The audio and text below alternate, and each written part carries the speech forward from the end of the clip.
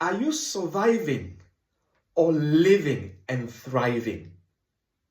Jesus declares in Matthew chapter 4, verse 4, man shall not live on bread alone, but on every word that comes from the mouth of God. So I want to bless you with God's word, which is a supernatural source that we can live from. The Lord is your shepherd, you shall not want. The plans he has for you are plans of good and not of evil, to give you a future and a hope. He promised he will never leave you alone. He will be with you always till the close of the age.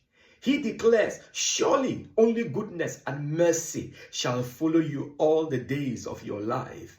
He declares that he is the God that heals of all diseases. He also declares in his word that he has given you authority and power to trample on snakes and scorpions and to overcome all the powers of the enemy, and nothing shall harm you.